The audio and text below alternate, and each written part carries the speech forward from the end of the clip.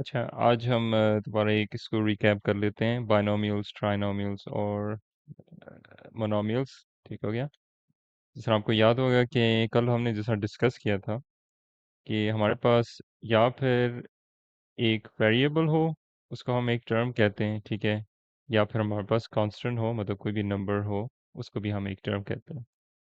अब आगे उसका नेगेटिव साइन भी आ सकता है, ठीक है। पॉजिटिव साइन भी आ सकता है अगर वो किसी वेरिएबल के साथ है, ठीक है। मतलब कांस्टेंट हमारा एक ही होता है ना। और डिफरेंट वेरिएबल्स जो है हमारे, एक एक तो वेरिएबल या उसका कोफिशिएंट होगा, ठीक है, उसमें भी साइन लग सकता है। खासकर अगर वो नेगेटिव साइन, ये है कि अगर वो किसी और वेरिएबल के साथ हो, ठीक है, तो उसमें हम पॉजिटिव साइन डाल देते हैं, ठीक है। मतलब ये भी हमने डिस्कस किया था। और किस तरह उनकी पावर्स जो है या उनकी वो पावर्स उन्हें अलग कर देती हैं, ठीक है। मतलब इधर हमारे पास वन है जो हम लिखते नहीं है, और यहाँ हमारे पास टू है, या वो ए बी सी, मतलब डिफरेंट वेरिएबल्स भी आपके उसको अलग कर सकती है, ठीक है। और इनके साथ कोएफिशिएंट भी हो सकते हैं, ठीक है। वो तब, और इनको हम तभी ऐड करेंगे जब वो सेम होंगे, वही जो पॉलिनोमियल्स वाली पूरी कहानी है, ठीक है। फिर हमने ये पढ़ा था कि किस तरह हम एक टर्म को, ठीक है, एक खाली टर्म को, उसको हम मोनोमियल कहेंगे, ठीक है।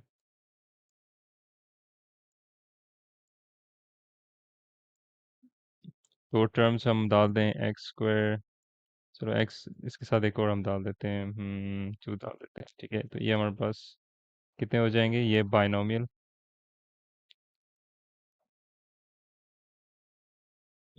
बाइनोमियल। और अगर हम चार डाल दें, ठीक है, चार मुख्तलिफ टर्म्स डाल दें, ठीक है,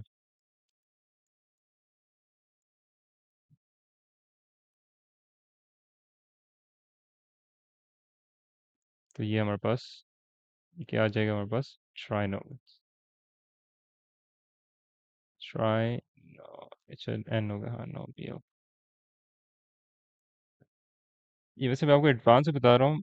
हमने ये एक मिसाल जो मैंने आपको दी वो क्वाड्रेटिक इक्वेशन की है, क्यों? क्योंकि इसकी एक पावर टू है और फिर एक पावर वन है और फिर मतलब कुछ नहीं है बेसिकली।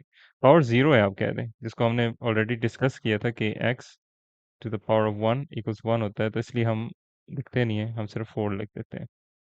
तो इन दिस केस आप कह सकते हैं कि जो जितनी भी ऑलमोस्ट सारी जितनी भी क्या नाम है क्वाड्रेटिक इक्वेशंस हैं, वो आपकी ट्राइनोमियल्स हैं, ठीक है। मतलब ये वैसे मैं आपको एडवांस में बता रहा हूँ। अभी फिलहाल हमें अभी उधर फोकस करने की जरूरत नहीं है, अभी हम फिलहाल इस पे फोकस करते हैं। अच्छा, फिर हमने बात की थी किस तरह हम मोनोमियल्स को, सिंगल मोनोमियल्स को, ठीक है, ब्रैकेट्स में डाल देते हैं, किसी भी बाइनोमियल के साथ मल्टीप्लाई करते हैं, ठीक है, इस तरह करके। और किस तरह हमें ये एक टर्म को दोनों के साथ मल्टीप्लाई करना होता है, तो in this case three X times two X, हमारे पास थ्री और टू जो है मल्टीप्लाई करेंगे, हमारे पास सिक्स आ जाएगा। एक्स और एक्स को मल्टीप्लाई करेंगे, क्योंकि हम मल्टीप्लाई कर रहे हैं, वही पावर वाला रूल है, एक्सपोनेंशियल रूल है, जो भी आप इसको नाम दे दें, एक्स स्क्वायर हो जाएगा प्लस फोर। और थ्री एक्स जो है, थ्री टाइम्स फोर हमारे पास क्या आ जाता है, ट्वेल्व। और एक्स की कोई जगह ही नहीं है, तो हम इसको एज इट इज़ ही रख देंगे एक्स। ठीक हो गया।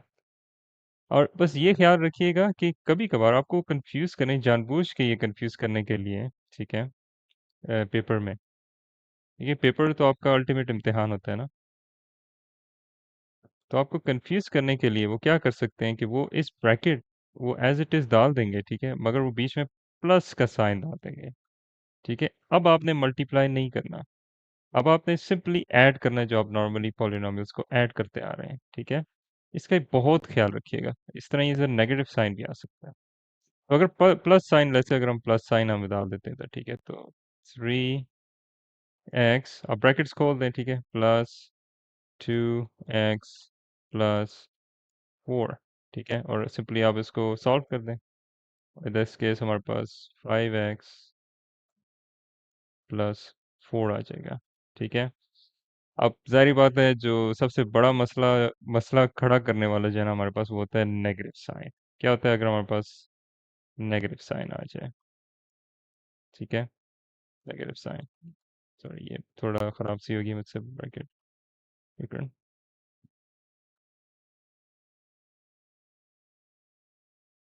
अच्छा, जिस तरह आप देख सकते हैं हमारे पास नेगेटिव साइन है, तो फिर क्या होगा कि आप इसको अगेन इस तरह ही जैसा नॉर्मली आपने 3x के लिए ब्रैकेट्स खोली थी, 3x लिख देंगे। मगर क्योंकि हमारे पास नेगेटिव साइन है, इसका ये मतलब है कि हमारे पास जो अंदर वाली जो चीज़ें हैं वो भी चेंज होंगी।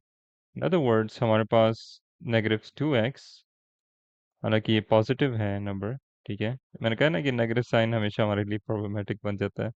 इन दिस केस ये -2x हो जाएगा और -4, ठीक है।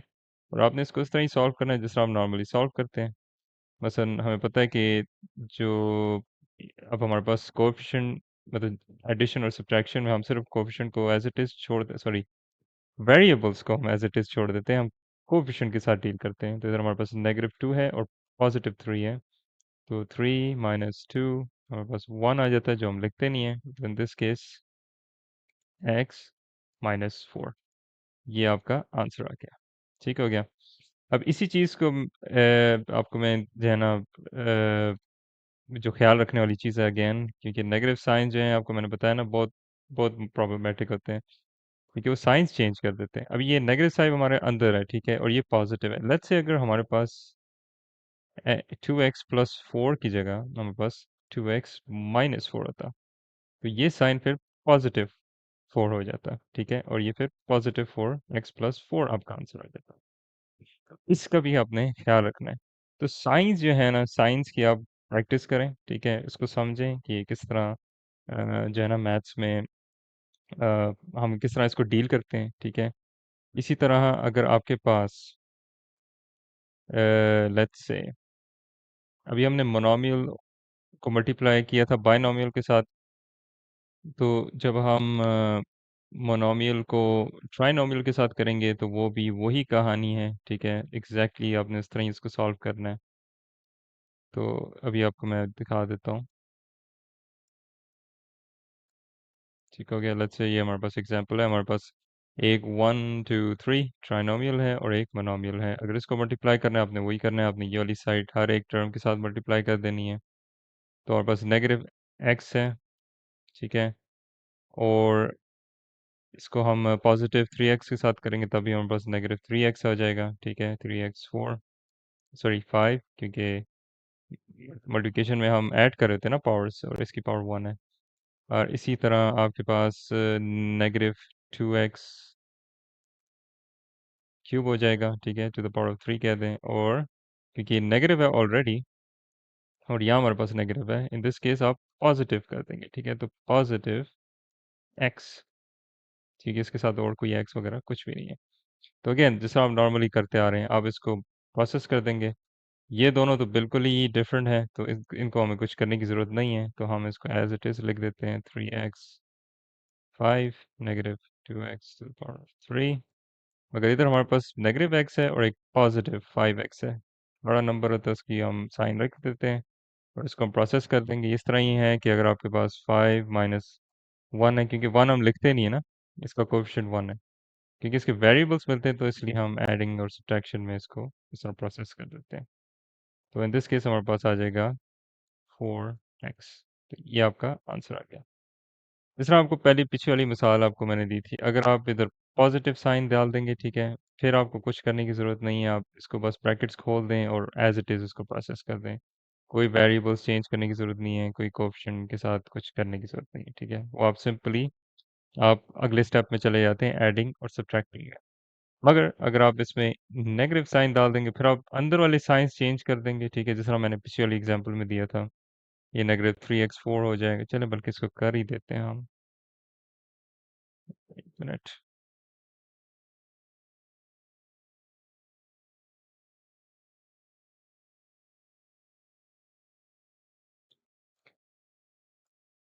इधर बात जो है वो बिल्कुल सिमिलर हो जाती है। तो लेट्स से अगर इधर नेगेटिव साइन था, ठीक है, तो आपने क्या करना है, इसको बता देता हूँ, ये भी नेगेटिव था।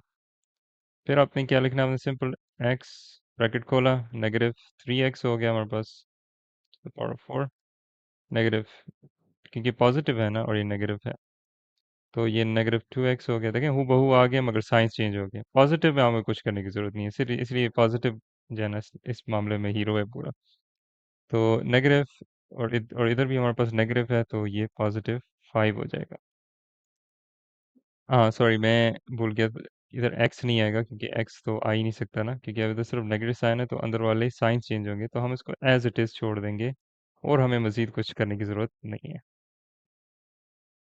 और इसी तरह आप देख सकते हैं, इवन अगर मैं ये साइन चेंज भी कर देता हूँ, मैं ऐसे बात पूरी कर देते हैं, तो लेट्स से अगर इधर मैं पॉजिटिव डाल देता हूँ तो फिर तो आपको कुछ करने की ज़रूरत नहीं है, ये भी पॉजिटिव हो जाएगा, ये भी पॉजिटिव हो जाएगा, ठीक है, क्योंकि पॉजिटिव पॉजिटिव आप पॉजिटिव ही देते हैं, अगेन पॉजिटिव पॉजिटिव पॉजिटिव, और पॉजिटिव नेगेटिव जो है वो नेगेटिव होता है, तो ये साइन जो है 5 का, ये आपके पास क्या हो जाएगा, नेगेटिव।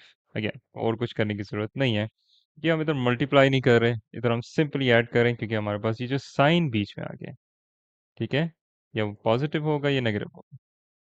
अगर ये साइन ना हो तो आपने वही करना है जिस तरह मैंने आपको पहले बताया था। अच्छा, अब ये तो हो गया हमारे पास monomial to binomial, monomial to trinomial, monomial to monomial, वो तो सिंपल सी कहानी है, वो तो आपने देख लेना है कि भाई मसलन एक्स टाइम्स 5 कुछ भी डाल देंगे, ठीक है, एक्स दे देते हैं मिसाल के तौर पे, इधर आपको जो है ना सिमिलर आ सकते हैं वेरिएबल्स, क्योंकि इधर हम सिर्फ मल्टीप्लाई कर रहे हैं, ठीक है, वो तो तब होता है ना जब हम टर्म्स एक साथ लिखते हैं, तो फिर हम उनको जो है ना सिमिलर जो है वो हम ऐड कर देते हैं या सब्ट्रैक्ट कर देते हैं, जैसा मैंने वो पहले जो आपको बताता आ रहा हूँ। तो इन दिस केस आपने क्या करना है, सिंपली इसको मल्टीप्लाई कर देना है, तो नेगेटिव साइन, क्योंकि नेगेटिव साइन है और ये पॉजिटिव है, मल्टीप्लाई कर रहे हैं तो हमारे पास नेगेटिव रह जाता है, और साथ में 5 या 1 है जैसा मैंने कहा था, और x to the power of square, तो ये आपके पास मोनोमियल टू मोनोमियल हो गया मल्टीप्लाई। अच्छा, अब अब आ जाते हैं कि क्या होता है अब अगर हमारे पास दोनों बाइनोमियल्स हो, ठीक है, दोनों हमारे पास बाइनोमियल्स हो, फिर हम क्या करेंगे। अगेन ये इधर मैं एक्स स्क्वायर लिख रहा हूँ ना, अगर मैं एक्स लिखता तो वो एक हो जाते, तो फिर वो, क्योंकि आप पैरेंथेसिस पहले करते हैं, जो ब्रैकेट्स के अंदर चीज़ें होती हैं उनको आप पहले सॉल्व करते हैं, तो फिर सेंस नहीं बनती, ये मैं बेसिकली कहना चाह रहा था जो मैंने आपको पिछली एग्जाम्पल में बोला था। तो एनीवेज, तो ये हमारे पास, ठीक है, इसको भी हम 8x प्लस 5x स्क्वायर कर देते हैं, चले, ठीक है, मतलब ये मल्टीप्लाई हो रहा है ना, अंदर से तो ये अलग है, तो इसको अगर हम मल्टीप्लाई करेंगे तो आपने ये वाली टर्म को इसी दो के साथ मल्टीप्लाई कर देनी, और फिर ये वाली टर्म को इसी जो है ना दूसरी टर्म के साथ मल्टीप्लाई कर देनी। ये तो simple simple as it is, two two times eight, sorry, two times eight हमारे पास क्या होता है, 16, ठीक हो गया, तो ये 16 हो गया, एक मिनट,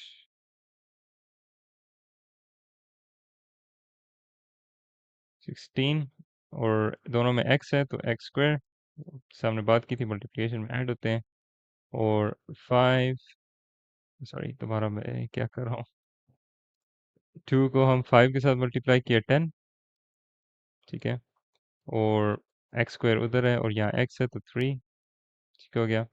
इसी तरह प्लस प्लस वाले साइंस है, इसलिए तो हमें कुछ करने की जरूरत, चेंज करने की ज़रूरत नहीं है, तो 5 टाइम्स 8 हमारे पास कितने हो जाएंगे, 5 9 45 होते हैं, तो 5 8 हमारे पास 40 हो गए, तो x to the power of 3, और फिर plus 5 5 25 x to the power of 4, ठीक हो गया, तो ये सिंपल आपकी कैलकुलेशन होगी।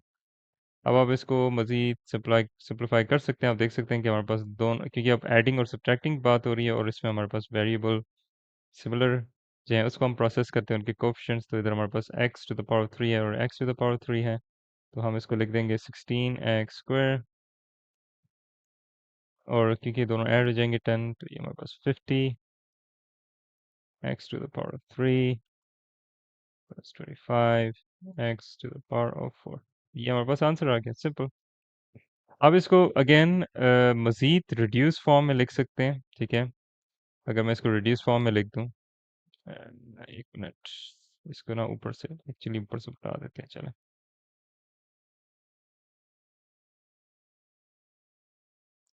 रिड्यूस फॉर्म हम हमेशा लास्ट स्टेप रखा करें, ठीक है, कि उससे आसानी हो जाती है ना रिड्यूस करना। तो मैं क्यों कह रहा हूँ कि ये क्यों रिड्यूस फॉर्म में हो सकते हैं, इसकी रीज़न ये है कि जो सारे जो नंबर्स हैं कोएफिशिएंट, ये एक तो इवन नंबर्स हैं, इसका मतलब है कि ये 2 से डिवाइड हो सकते हैं, ठीक है। मिसाल के तौर पे 2 1s are 2 और 2 8s are 16, 2 1s are 2 और 5s are 10 और 2 2s are 4, ठीक हो गया। और हाँ, ये 25 मेरे ख्याल से नहीं होगा। 3 5s are 15, 3 1s अच्छा ये पॉसिबल नहीं है, आई एम सॉरी। हाँ, ये पॉसिबल नहीं है। तो इस तरह भी आप चेक कर सकते हैं वैसे कि भाई ये क्या ये मज़ीद रिड्यूस हो सकते हैं या नहीं। अगर नहीं हो सकते आपने क्या करना है, उसको एज़ इट इज़ छोड़ देना है। तो इन दिस सेंस क्योंकि ये रिड्यूस फॉर्म में नहीं रहे, तो हम इसको एज़ इट इज़ लिख देंगे। तो ये आपके पास आंसर आ गया। दूसरा एक चीज़ जो मैं मुझे गौर करना चाहिए था वो ये था कि 25 तो आपके पास इवन नंबर नहीं है, 24 है मगर 25 नहीं, तो 25 ऑड नंबर है। तो ये भी एक आप कहते हैं टिप्स एंड ट्रिक है कि अगर आपके पास टिप्स एंड ट्रिक में आ गया आई गेस कि अगर आपके पास सारे नंबर्स इवन हैं तो तब पॉसिबिलिटी हो सकती है उनको रिड्यूस फॉर्म में लिखने के लिए। तो बेसिकली ये होता है कि आप एक कॉमन मल्टीपल ढूंढते हैं कोएफिशिएंट के लिए, ठीक है। मसलन इधर 2 पॉसिबल हो सकता था अगर यहाँ 24 होता, ठीक है। फिर हम कर सकते थे ना 2 1s are 2 2 2 8s are 16 2 जिससे हम बताया था 25 और 2 2s are 4 और 2 1s are 2। तो हम इसको इस तरह मज़ीद जो है ना रिड्यूस फॉर्म में लिख सकते थे, ठीक है। मगर ये तो पॉसिबल नहीं है तो इस वजह से हम नहीं कर सकते। और आप मज़ीद एक स्टेप के बाद दूसरे स्टेप में भी आपको इसको मज़ीद रिड्यूस फॉर्म में लिख सकते हैं बाय द वे, ठीक है। तो जब तक आपके नंबर्स मल्टीप्लाई हो रहे हैं एक सिंगुलर नंबर से आपने इसको मज़ीद छोटा कर देना है। वो बहरहाल ये आपके क्वेश्चन पे डिपेंड करेगा जो आपके जीडी में क्वेश्चन में दिया होगा। हो सकता है वो रिड्यूस फॉर्म में मांगे ही ना, वो बस यही से जो है ना मतलब सिंपल आपको जो उन्होंने जो सिंपल एडिशन और सब्ट्रैक्शन से ही जो आ जाता है आपको आंसर, उधर से ही आपकी मतलब जान छोड़ छूट जाए। मगर कभी कभार वो आपको रिड्यूस फॉर्म में भी कह सकते हैं या डाल सकते हैं अगर आपको लगता है कि आंसर, मैं आपको कहूँगा बल्कि जब तक आपका आंसर मैच नहीं करता, ठीक है, जो आपको चॉइसेस दिए हैं, तब तक आप जो है ना आप मजीद आगे और स्टेप्स ना करें। सिंपल सिंपल सी बात है, और तो कुछ नहीं। ठीक हो गया। अच्छा, अब हम आते हैं जो हमारा जो लास्ट पार्ट है, मतलब प्रैक्टिस के साथ जब हम डील करते हैं इतनी ज़्यादा चीज़ें हमने डील कर दी हैं। तो एक चीज़ जो है जो सबसे ज़्यादा इम्पोर्टेंट है वो जो अक्सर कंफ्यूजिंग भी होती है लोगों के लिए, वो ये होती है कि अगर हम 2x प्लस 1 इसको अगर हम पावर में ले लें, स्क्वायर में डाल दें, ठीक है। आपके दिमाग में ये होगा हाँ नहीं इसको 2x प्लस 1 करके तो 2x जो है ना सॉरी 2x प्लस 1 करके सॉल्व कर देंगे। नहीं, इसका एक्चुअली ये सही तरीका नहीं है, ठीक है। इसका सही तरीका ये है, आप पहली जो टर्म है उसका आप स्क्वायर लेंगे, ठीक है। और फिर दूसरी जो टर्म है उसका आप स्क्वायर लेंगे, ठीक है, इन दिस केस। और प्लस का साइन, सॉरी प्लस का साइन डालना भूल गया मैं, प्लस जो 1 है हमारे पास स्क्वायर। फिर आप क्या करेंगे, 2 लेंगे, ठीक है, नंबर 2, और मतलब मल्टीप्लाई करने के लिए, और 2x को डाल देंगे इधर और 1 को डाल देंगे इधर। इसका एक बेसिकली बड़ा बेसिक फार्मूला है, अगर आप फार्मूला को फॉलो करें वो ये है A square plus B square equal sorry plus 2 A और बी, ठीक है। ये बेसिकली तब होता है जब हमारे पास मतलब कोई भी नंबर, ये टर्म जो है वो ब्रैकेट्स में और उसके ऊपर स्क्वायर हो, ठीक है, इस तरह। और इसी तरह जो इंटरेस्टिंग बात यह है कि अगर अगर हमारे पास इधर नेगेटिव साइन आ जाए, यहाँ अगेन नेगेटिव साइन जो है जो हर मसले की जड़ है मैथ्स में, तो इन दिस केस अगर मैंने इसको सही तरह बताया नहीं, तो -1 आ जाए, ठीक है, फिर आपने क्या करना है, आपने यही हूबहू बहू लिखना है। बस आपने क्या करना होगा कि इधर जो साइन है ना उसको आपने नेगेटिव कर देना है, ठीक है। और ये फॉर्मूले का भी हिस्सा है। इसी फॉर्मूला को अगर आप दोबारा लिखें वो आपके पास ए स्क्वायर, ठीक है, प्लस बी स्क्वायर ठीक है, -2ab, क्योंकि साइन चेंज हो गया है, वो उस नंबर के बराबर है जो a नेगेटिव, मतलब कोई भी नंबर या कोई भी टर्म नेगेटिव दूसरी टर्म के साथ स्क्वायर में। ठीक है, तो ये फॉर्मूला बेशक आप याद रखें, ये बहुत फ़ायदेमंद चीज़ है। और इसको सॉल्व करने का भी यही तरीका है कि आप मिसाल के तौर पे अभी मैं इसको ऊपर सॉल्व कर देता हूँ क्योंकि नीचे जगह नहीं है। इसको ना आप एक दफ़ा पॉज़ करके बेशक फॉर्मूला को नोट डाउन कर लें। तो इसी चीज़ को चले हम नेगेटिव साइन के साथ ले लेते हैं क्योंकि नेगेटिव ही हमें सबसे ज़्यादा मसला करता है। तो 2x स्क्वायर का क्या आ जाएगा आपके पास? 2x स्क्वायर हमारे पास 2 2 ज़ा 4 होते हैं। अब हर चीज़ इसमें स्क्वायर में डाल देंगे ना, मतलब 2 दफ़ा मल्टीप्लाई कर देंगे। तो कोएफ़िशिएंट को 2 दफ़ा मल्टीप्लाई किया 4 आ गया। x को 2 दफ़ा मल्टीप्लाई किया, मल्टीप्लिकेशन में हम पावर्स ऐड कर देते हैं तो इसकी पावर 1 है तो ये x स्क्वायर आ गया। ठीक है? इसमें +1 और ये तो कांस्टेंट है, कांस्टेंट के साथ कोई वेरिएबल नहीं है तो वो उसकी तो हमें परवाह करने की ज़रूरत ही नहीं है। और ये 1 है तो 1 टाइम्स 1 आपको पता है वो 1 ही होता है। अब आगे जो है वो आपने ख़्याल रखना है कि हमारे पास -2 है मल्टीप्लाई बाय +2x, वो हमें क्या दे देगा? -4। ठीक है? हमारे पास -4x, और फिर आगे जो हमारे पास वही नंबर 1 के साथ मल्टीप्लाई होगा, और 1 ये है ना नॉर्मल 1 है तो फिर 1 ही रहता है, मतलब कोई भी चीज़ 1 के साथ मल्टीप्लाई हो जाए कहने का मकसद है वो फिर 4x ही रहेगा। तो यही हमारे पास आंसर आ जाता है। ठीक है? ये इसका बेसिकली ये है ना कि ये वाला पार्ट बेसिकली आप इस तरह कर सकते हैं ना कि मैं ये ऐसी लाइन ड्रॉ कर रहा हूँ तो -2 बेसिकली इसका ये मतलब हुआ ना multiply by 2x multiply by 1। तो आपने 2 -2 को साथ 2x के साथ जब मल्टीप्लाई किया तो इधर तो हमारे पास कोई वेरिएबल नहीं है मगर कोएफ़िशिएंट तो है, तो इन दिस केस हम -4x हो गया। ठीक है? फिर हमारे पास जो रह गया वो है मल्टीप्लाई बाय 1, तो वो आपके पास आंसर जो है 4x ही आ जाता है, मतलब -4x। ये बेसिकली। और अगेन आपने वही ख्याल रखना है कि यहाँ इवन x भी आ सकता था। ठीक है? तो फिर तब इन दैट केस फिर आप x to the power of square ही करते हैं। ठीक है?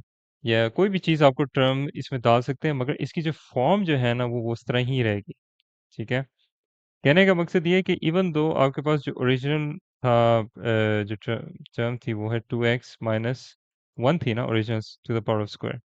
तो ये जो -1 है इसका ये मतलब नहीं है कि इधर आपने -1 डाल दिया फॉर्मूले में। ठीक है? या इधर आपने -1 डाल दिए, नहीं, आपने इस तरह नहीं करना। फॉर्मूले के हिसाब से अगर हमारे पास ए स्क्वायर प्लस बी स्क्वायर है, ठीक है, नेगेटिव आपको सिर्फ इधर आता है और फिर 2ab। ठीक है, जब भी हमारे पास ए सॉरी नेगेटिव बी स्क्वायर में हो। ठीक है, तो इसका ये मतलब नहीं है कि जो आपका बी इन दिस केस जो हमारे पास 1 था, -1 है, तो आपने फॉर्मूला में भी -1 डाल देना है बी की जगह, और यहाँ भी बी में -1 डालते हैं, नहीं, इस तरह नहीं करना आपने। मतलब इसका भी ख्याल रखिए क्योंकि ये फॉर्मूला है और फॉर्मूला को एक तरीके से सॉल्व किया जाता है। सही है?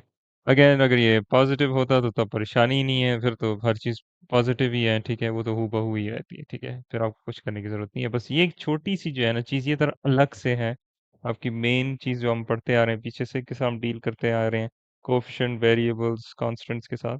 तो बस इसका आपने ख्याल रखना है। बहरहाल अभी आपकी जो पॉलिनोमियल्स और बाइनोमियल्स और ट्राइनोमियल्स जो है मोनोमियल्स ये तो कंप्लीट हो गए हैं। आगे जो है हम अभी इक्वेशंस की तरफ जाएंगे। इक्वेशंस भी एग्जैक्टली इसी तरह काम करती हैं। ठीक है? कहने का मकसद ये है कि जितनी भी ये अलजेब्रा में इक्वेशंस हैं ये सारी एक ही जैसी हैं, एक ही बात है, बस उसको डिफरेंट नाम इसलिए दिए गए हैं कि क्योंकि हम हमारा फोकस डिफरेंट है ना। जिस तरह हमने पॉलिनोमियल्स में वेरिएबल्स, कोएफिशिएंट, पावर्स और उनके साथ डील किया था, फिर एज अ होल टर्म के साथ हम डील कर रहे हैं तो हम उसको पॉलिनोमियल्स बोल रहे हैं। और पॉलिनोमियल्स में हमने 3 क्लासेस हैं, एक मोनोमियल है मतलब सिंगल, बाइनोमियल है मतलब 2, ट्राइनोमियल है 3। तो इस तरह ही आगे जो इक्वेशंस है, इक्वेशंस में हम ज़्यादा फोकस करेंगे। अगर आपको याद हो, मैंने आपको इनपुट की बात की थी कि किस तरह हम एक्स को इनपुट लेते हैं और वाई को आउटपुट लेते हैं, तो अब इक्वेशंस में हम उस चीज़ के साथ डील करेंगे। तो आज के लिए इतना ही काफ़ी है। तो इंशाल्लाह कल जो है हम दूसरा लेसन में जो है ना देखते हैं क्या क्या होता है।